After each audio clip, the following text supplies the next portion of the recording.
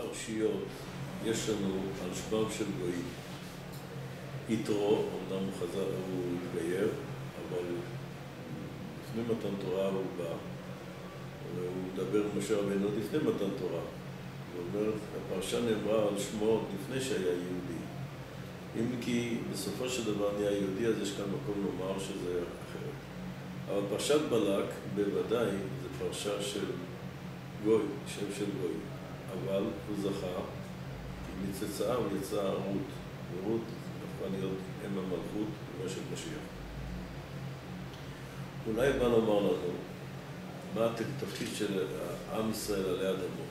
מתן תורה, כתוב שבעשרת הדיברות, כל דיבור ודיבור של הקדוש ברוך הוא נאמר ב70 לשון, כדי שכל העולם ישמע את עשרת הדיברות. קיבלנו תורה אומרת, תנחומה לא רק בשביל עצמנו ובשביל העולם כולו. גם המשיח, זה כתוב, אז הפוך אל עמים שפה ברורה לכל כולם בשם השם ולא שם אחד, וגם כתוב היה באחרית הימים, נערו אליו כל הגויים. יש לנו שני תפקידים, את התורה, חלק של הנוח ללמד, וגם להביא את העולם לתיקונו, לקרב אותם אל הקדוש ברוך הוא, לתקן את מה שאנחנו רואים מדי יום ביום עליהם. לכן אולי זה שתי הפרשיות, וגם כי אנחנו רואים, אשתו שמקבל התורה היא גיורת, היא ציפורה, גויה, אמו של המשיח היא גם כן גיורת. אז מכאן אנחנו רואים את החשיבות של העניין הזה, שגם נצרף את אומות העולם לעבודת השם. אז עכשיו אנחנו ננסה להסביר, ועל פי זה אולי יותר קל לנו להבין, מדוע דבר ראשון, מתוך 4 דברים, לא ממש ראשון, אבל מהדברים הראשונים, שאדם ישאל ביום הדין, זה ציפית לישוע. כל כך חשוב, נכון שעל כל דבר ודבר שאדם עשה בחיים רוצה לתת דין וחשבון. אין דבר שאדם לא צריך היה למסור עליו דין וחשבון. אפילו זמן כמו בליית הרוק, כמו שכתוב באיוב, למה לא תרפן על בוני רוקי, שאפילו על זמן כזה אדם חייב למסור דין וחשבון. אבל יש 4 דברים חשובים. אחד מהם זה ציפית לישוע. נשאת תת באמונה, קבעת שהקים לתורה, עסקת בפריה ולוויה, והדבר האחרון זה, בתוך 4 האלה, זה ציפית לישוע. למה? בגלל שזה התכלית של הבריאה, כתוב, בשעת הבריאה כבר יש התכנון. כמו שישלק ישבה, והארץ הייתה טוב עבור וחושר פני טוב. טוב זה בבל, טוב זה מדי, חושך זה יבן, ופני טוב זה מלכות רביעית. ורוח אלוקים מרחפת על פני המים, זה רוחו של מלך המשיח. זאת אומרת שכל הבריאה מובילה נקרא זה, שזה התכלית של העולם. גם אנחנו רואים את זה בסיומו של ליל הסדר, שבפסח אנחנו שרים את הפיוט של חד גדיא. מה זה חד גדיא? אומר הגאון מווילנה. חד גדיא זה הנדר בהיסטוריה של עם ישראל. מה הקטע האחרון? הקטע האחרון מדבר שהקדוש ברוך הוא ישחט את מלאך המוות. וכל קטע וקטע שאנחנו מתקדמים, אנחנו חוזרים אחרונית על הקטעים הקודמים, כדי לומר לנו שככה כל ההיסטוריה בנויה שלב אחרי שלב, כדי להגיע אל המטרה הסופית שהקדוש ברוך הוא ישחט את מלאך המוות, יבטל את היצר הרע, העולם מתוקן כולו בשלמות. אף על פי שלכאורה אנחנו פה רוצים לומר, אולי יש לנו דרך להסביר את מהלכי ההיסטוריה. וכאן יש לי שאלה. הרמב"ם אומר, אני כתב אצטט את לשון של הרמב"ם. לפי הרמב"ם לכאורה, מה שאני רוצה היום לעשות, ללמוד איתכם קצת את מהלכי ההיסטוריה. יש פה מקום להסתייג. כתב ברמב"ם כך: לעולם לא יתעסק אדם בדברי הגדול, ולא יעריך במדרשות האמורים בעניינים אלו של ימות המשיח וכיוצא בהם. ולא ישימם עיקר שאין נביאים, לא לידי יראה, לא לידי עבר, וכן לא יחשב את הקיצים. אמרו חכמים, טיפח רוחם של מחשבי קיצים. אבל יש בכל זאת מצווה נגדית. זכור ימות עולם, בינו שנות דור ודור. צריך לזכור את ההיסטוריה, לדעת את הנהגת השם, את חסדי השם. בירמיהו כתוב עוד יותר, פרק ט', אל יתהלל חכם בחוכמתו, אל יתהלל עשיר בעושרו, אל יתהלל גיבור בגבורתו, כי אם בזאת יתהלל המתהלל, השכל בידו אותי, כי אני השם עושה משפט וחסד וצדקה בארץ, כי באלה חפצתי נאום השם, שהקדוש ברוך הוא רוצה שנבין את ההנהגה שלו, ועוד יותר גם את אחרית הימים. כתוב בגמרא, במסכת שבת, על הפסוק בעמוס, הנה ימים באים, נאום השם, והשלחתי רעב בארץ, לא רעב ללחם, לא צמא למים, כי אם לשמוע את דבר השם. אומרים חז"ל במסכת שבת, קל"ח עמוד ב', מה זה דבר השם זה הכס? זאת אומרת שהקדוש ברוך הוא מכניס בליבות האדם לחפש את הדברים הללו. אמנם ולא ימצאו בכוונה שהדברים לא ברורים, אבל בני אדם מחפשים. כשיבוא המשיח, אז נדע ברור כל דבר מה המטרה, כמו שאומר הרמב"ם. אבל בכל זאת רואים משם שהקדוש ברוך הוא מכניס בליבות האדם לחפש לאדם הזה. חז"ל גם עשו לנו סימנים לדעת מתי סוף הגלות. בשביל מה? אומרים חז"ל, כשארץ ישראל תיתן פרייה, אין לך קץ מגולה מזה.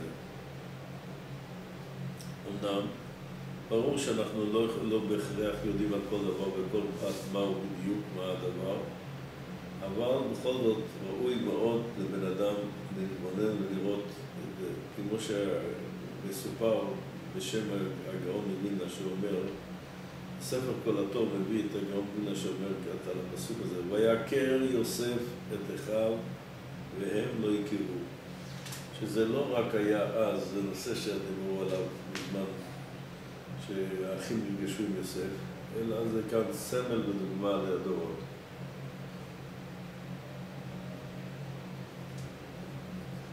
אומר כך, זוהי אחת מתכונותיו של משיח בן יוסף, ולא רק בדורו. כי בכל דור ודור, אשר משיח בן יוסף מכיר את אחיו והם מכירים אותו. ומעשה שטן הוא המסתיר את תכונותיו של משיח בן יוסף שהם מכירים בעקבות המשיח, וגם מזלזלים בעוונותינו הרבים. כי לולי זה, כבר היינו נגלים בגלה שלנו. יש להבין דבר אחד, כאן מה זה משיח בן יוסף? שיטת הגאון מווילנה שמשיח בן יוסף זה לא רק אדם אחד מסוים שיבוא לפני המשיח בן דוד, אלא מכוח של משיח בן יוסף זה ניצוצות בנשמות של כל האנשים שהם עושים לקירוב הגאולה בכל דור ודור. לכן אריזה יעשו שהוא חלק ממשיח בן יוסף, הגאון מווילנה, כל מיני אישים, האור החיים הקדוש, כל מיני אדמו"רים, היו סבורים שהם ניצוץ משיח בן יוסף, כי זה לפי הגאון מווילנה מובן. זה לא רק אדם, אלא זה גם כל אלה שהקדוש ברוך הוא נותן להם את התפקיד, הם מקבלים את הכוח שלהם מכוח משיח בן יוסף. ניצוץ בנשמה שלהם. במיוחד אני מרגיש צורך לדבר על זה בתקופה שלנו. למה? מאז 100 שנה כבר חלפו מאז מלחמת גוג ומגוג הראשונה.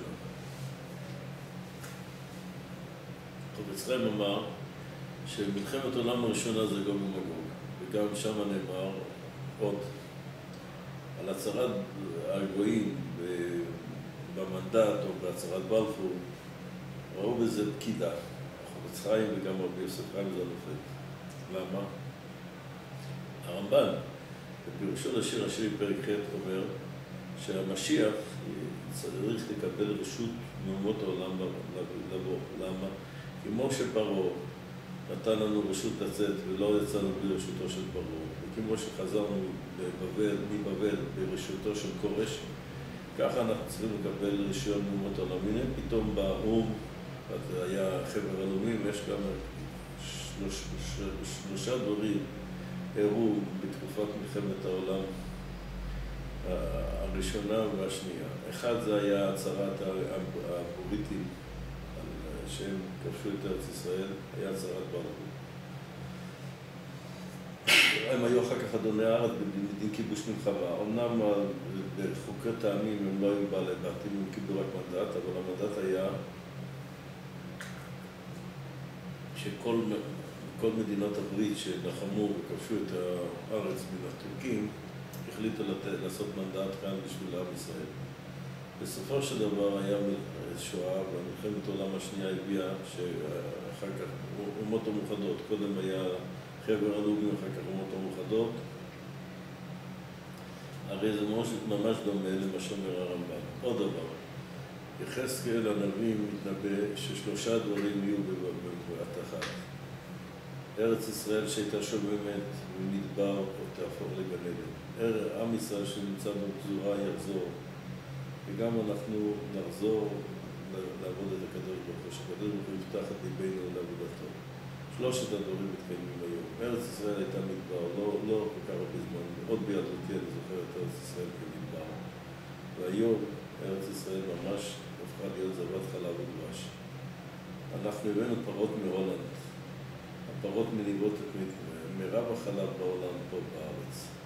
הבאנו את התמר, שזהו הדבש, ולא היה כאן בארץ אפילו עץ אחד של תמר.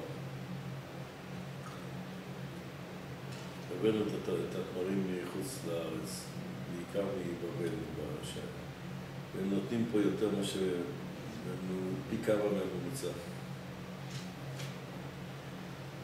אפילו לפני 2-3 שנים זה היה, רוסיה הגדולה קונה ירקות בישראל. אז אחד מחברי הפרלמנט הרוסים עמד מול הטלוויזיה במוסקבה, והחזיק בידו צנון מישראל ואמר, תראו, מה שישראל הקטנה עושה, שאנחנו, רוסיה הגדולה, צריכה לקנות מישראל הקטנה. וגם ירושלים בימינו היא גדולה בשטחה יותר מפריז, שזה היה סמל של עיר מיושבת וגדולה, שתמיד כוננו, כל עיר עתילה בנויה, הסתכלנו על פריז, עיר אלוקים, מושפלת אשר תחתיה היום ירושלים, שטח הטריטוריה שיותר, הוא גדול יותר מ-50% מה שהם. אכן אומר החפץ חיים, שהמן שאכלו אבותינו, היו בו כל הטעמים. אם אדם רוצה לטום את הטעם הבסיסי, אז היה קצת פיל ודבש. אבל אם אדם שם מן בפה, בלי לחשוב על שום טעם בעולם, שום טעם, אומר החפץ חיים, לא ירגיש שום טעם, לא ירגיש טעם. כך הוא אומר, אפילו בימות המשיח, שזה לכאורה דבר כל כך גדול. ומי שלא יתבונן, לא יבין את העניין הזה. כל שכן, שאנחנו נמצאים עדיין רק בתהליכי השלבים של הגאולה. אז לכן אנחנו מקווים שעל ידי התבוננות בכל התהליכי ההיסטוריה, היה צריך להתחיל מבריאת העולם, אבל פה אנחנו נתחיל קצת יותר מאוחר. אברהם אבינו עם החמור שלו הלך לעקדה, ושם התחיל הנושא הזה, כמו שחז"ל אומרים, בתור חמור, על אותו חמור רחב הרכיב אברהם משה רבינו כששלח לגאול אותנו ממצרים, ועל אותו חמור יבוא המשיח. כמובן מאותו כוח רוחני שהוא יכל היה לעצור את רחמיו על מונו וללכת להכות אותו, ונתן כוח למשה רבינו לגאול את ישראל, וכמו שכתוב גם כן לקרניים של העין של מצרים. אחד יהיה קרן, היה אחד קרן שתקע במעמד הר סיני, זה היה כל השופר, והשני זה יהיה שתקע והיה מאוד תקע בשופר גדול, זה השופר בקרן השנייה. אני רוצה להקריא לכם מה שכתוב על עקדת יצחק בספור.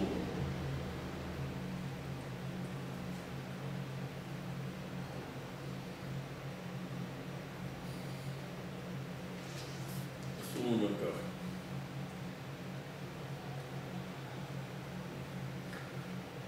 כתוב בתורה, יען אשר עשית את הדבר הזה ולא חסכת את בנך, בעריך וברכך, וירא זרעך את שאר אויביו ויתברכו בזרעך כל גויי הארץ. מה זה יתברכו בזרעך כל גויי הארץ? מה מזכירים פה? כל גויי הארץ. ויתברכו בזרעך כל גויי הארץ. כותב הספורנו ככה. כשיקראו כולם בשם השם, לעובדו שכם אחד, כולם יתברכו בזרעך וישתדלו להידמות להם. כי שכר מצווה מצווה, שתזכה בזה. מה השכר שלנו מכוח העקדה? שיהיו בניך נביאים לנס עמים, מורים לגויים, עבודת הקהל יתברך, ולך תהיה צדקה. ועוד יותר, חז"ל גם אמרו לנו, שכשהקדוש ברוך הוא באחרית הימים אומר לאבות הקדושים, שעם ישראל חטאו, אומר אברהם, שימחלו על כבוד שמך, יעקב אותו דבר.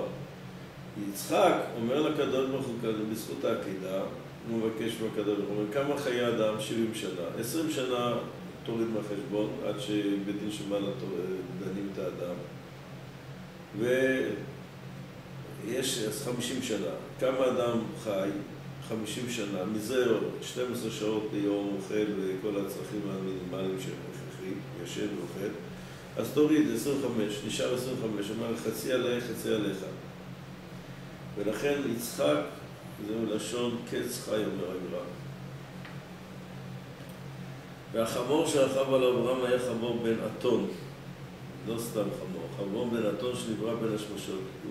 זה הכוונה, הוא החמור שעליו הרכיב משה את אשתו, בניו וגדול את ישראל, וגם כן משהו חבש את חמורו, זה ביטל את אצל פרשת השבוע בלעם, השנאה מקלקלת את השורה שהוא בעצמו חובש את האתון שלו, וזה מה שאברהם אבינו עשה, לעשות את רצון השם, להכות את יצחק, ביטל את הקללה של בלעם. זה היה בית אלפים פ"ט של הבריאה. עכשיו, אם אנחנו נתחיל יותר, אפשר היה להתחיל בית אלפים ממש, שזה כשאברהם אבינו הגיע להכרה והתחיל, אנחנו כאן הזכרנו את פ"ט של עקדת יצחק, אבל באמת שהיה צריך להתחיל קודם בבית אלפים, שעד אז היה טוב, בית אלפים תורה, התחיל אברהם אבינו להפיץ את האמונה בכל אחד, וזה חלק מתיקון העולם. בית אלפים ראשי, קבורת רחל. יעקב קבר את רחל בדרך אפרתה. למה בדרך אפרתה? ולא הביא אותה לעיר בבית לחם, כדי שהגולים שגלו בגלות בבל יעברו שם, היא תתפלל עליהם, כמו שכתוב שרחל מבכה על בניה כאיננו, והקדוש ברוך הוא אומר לה, מיני קולך מבכי ושבו בנים בגולם.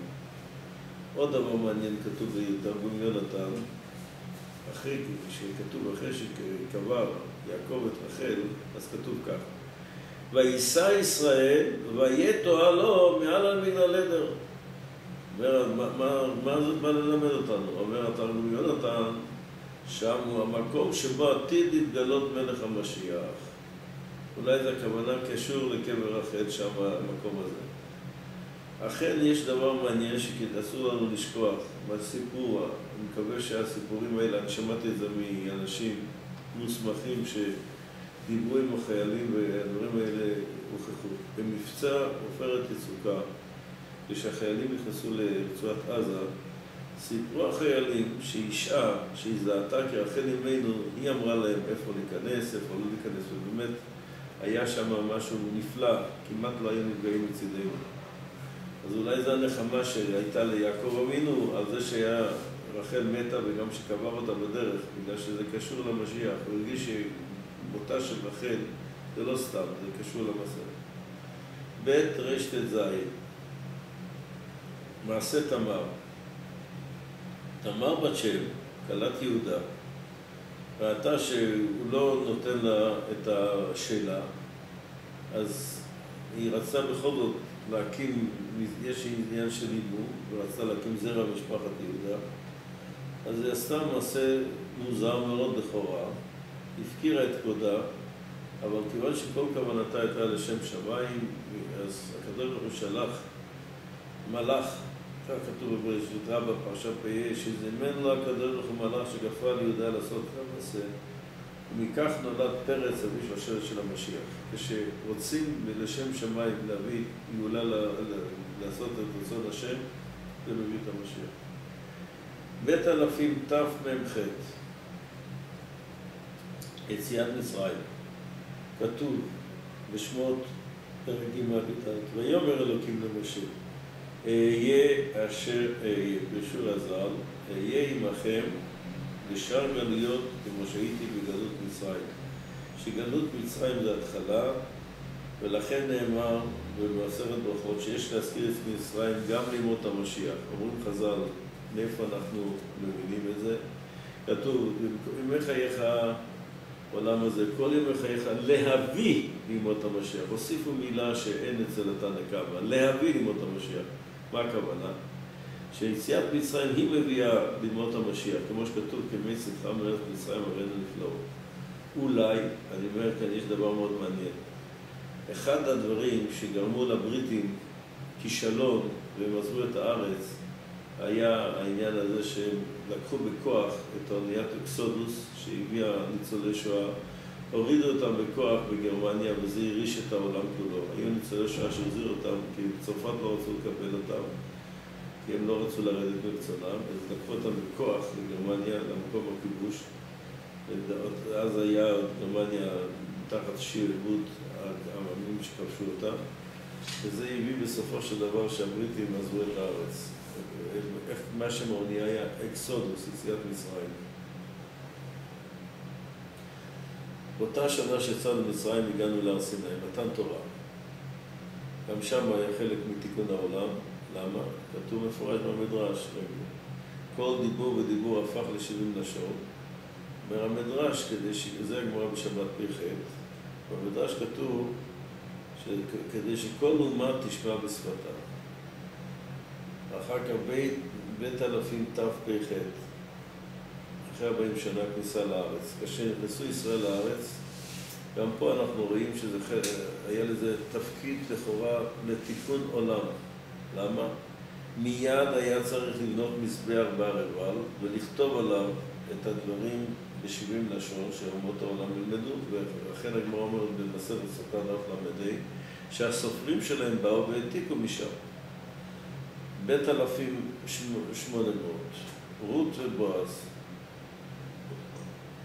רות התגיירה בלי שום תקווה לתועלת ארצית, כי אז עוד לא ידעו את ההלכה, זה לא היה אף פעם בא לידי ביטוי המוני ולא המונייה, מואבי ולא המואביה. והיא באה רק להתגייר, לא חיפשה שום תיקון לעצמה, למרות שנועם הסבירה לה שאין לה שום סיכוי להתחתן, אם לא תקים בית, היא תהיה אלמנה כל חייה, ובכל זאת היא באה להתגיירה, אבל אחר כך שנודע שיש הלכה שאפשר לקבל אותה כגיורת, כיוון שהיא מואבי ולא מואביה, אז עכשיו היא הולכת מסתכלת, נעמי אומרת לה, תאלצי את בועז לשאת אותה. היא הפקירה את כבודה כדי לקיים מצוות ייבום כפי שחמותה הורתה לה. בועז, הוא היה, קוראים לו בועז, זה כינוי. הוא השם האמיתי שלו לפי החז"ל, הוא יפצן, קוראים לו בועז. למה? בועז, בעזות בקדושה, שלא להתחשב במעמדו ולשאת את רות הגיורת המואביה בשעה שלא הכל ידע את ההלכה הזאת. לכן שני הדברים, הוא רוצה לעשות כאן את מעשה שצריך לעשות, והיא, המסירות נפש שלה, שניסתה את עצמה רק כדי לקיים דיבור, וזה יצא המשיח. לכן אומרים חז"ל, שמה שכתוב בספר מלכים, וישם כיסא לאם המלך, לאימה של מלכות, זאת רות.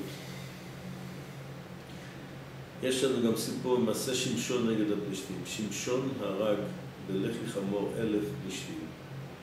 מספר 1,000 הוא בגימטריה משיח בן יוסף, משיח בן דוד. אולי גם זה רימז לנו משהו מעניין. לחי. משאירה מלחמת העצמאות. שארגון לחי הרג בדיר יאסין, פה זו השכונה שלנו, זה כאן, איפה שהבית חולים פה, זה היה כפר ערבי שקראו לדיר יאסין.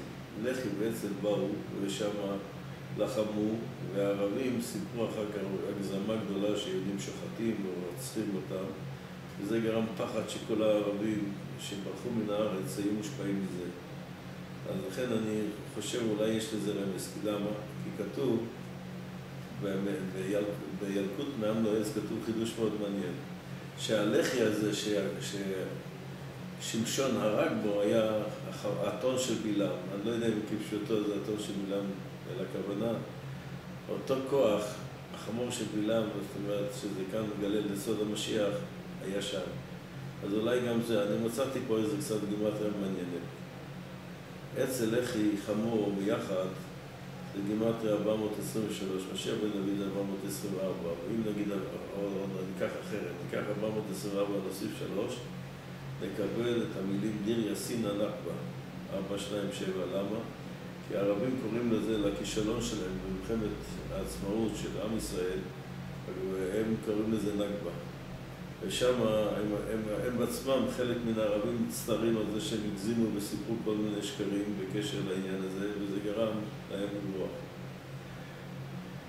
המלכת שאול, גם כן אפשר לקרוא לזה התחלה של מלוכה, כי זה היה הקדמה לדוד.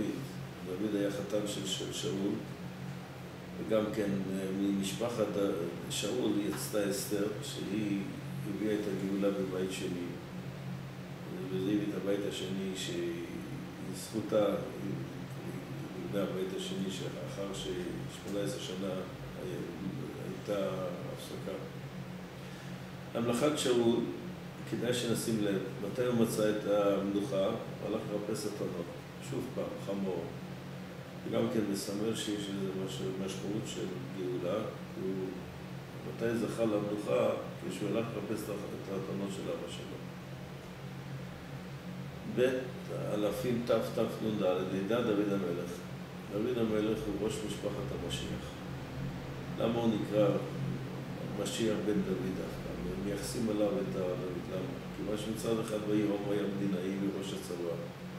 והלילה עסק בתורה חיבר תהילים. כך זה תפקיד של מלך המשיח, לקדש את כל ענייני החיים. דוד גם כיבש את ירושלים. מה זה ירושלים? שתי ירושלים יש. שם המקדש של שער השמיים, וגם זה מרכז עם ישראל, גם מרכז של עיר בירה, מרכז לאומי. זה נקרא ירושלים, ולכן זה גם דוד המלך הוא שזכה לתת לנו את ירושלים, לשחרר את ירושלים.